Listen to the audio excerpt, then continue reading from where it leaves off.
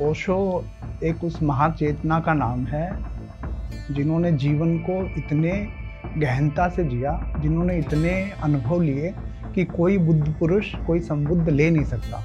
उन्होंने भी इतने टॉपिक्स कवर किए हैं अपने प्रवचनों में, 650 किताबें। ऐसा कौन सा विषय है जिसको उन्होंने नहीं छुआ, वो भी पूरी मौलिकता से, ऑथेंटिसिटी से। उस पर कोई तर्क नहीं दे सकता उनको।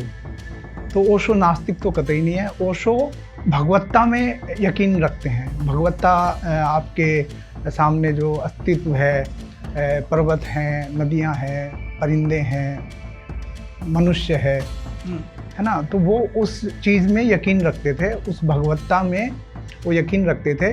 भगवान ठीक है, आप मानते हैं, मानिए। कोई ओशो ने बोला है, कृष्ण पे बोला है, शिव सूत्रा पे बोला है, ओशो ने कबीर पे बोला है, बुद्ध पे बोला, महावीर पे बोला।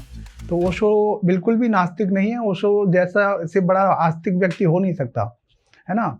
और आपने पूछा कि विवादित सदगुरु वो रहे हैं। विवादित सदगुरु मुझे लगता है एक जो ओशो एक ऐसे व्यक्ति रहे कि जिनको ये मार्केट करना आया कि मैं आगे कैसे, जैसे उन्होंने अमेरिका में 93 रोल्स रॉयस खरीद ली उनके सन्यासियों ने। हालांकि उन्होंने तो कभी कुछ नहीं खरीदा, उनके नाम से कुछ नहीं रहा, 1 रुपए की चीज़ उनके नाम पे कभी रही नहीं। उन्होंने कोई सिग्नेचर कहीं नहीं किया, है ना। सब उनके सन्यासी लोग उनको गिफ्ट करते थे। तो उन्होंने अलाउ किया कि भाई खरीदो। तो वो वहाँ के राष्ट्रपति को नीचे दिखाना चाहते थे अमेरिका के कि देखो तुम कौन हो। तो उनके ये खेल चलते थे। तो मैं पर्सनली, मेरा व्यू है ये, किसी ने बताया नहीं मुझे, कि वो बड़े मार्केटिंग गुरु थे। मतलब उनसे बड़ा मार्केटिंग गुरु हो नहीं सकता कि 15 लाख के डायमंड अपनी कैप में पहन लो, 97 रोल्स रॉयस ले लो, 10-12 प्लेन खरीद लो, 64,000 एकड़ का पूरा उन्होंने शहर बसा दिया। शहर का अपना सन्यासी को इलेक्शन लड़ा के मेयर बना दिया अपना ही सन्यासी।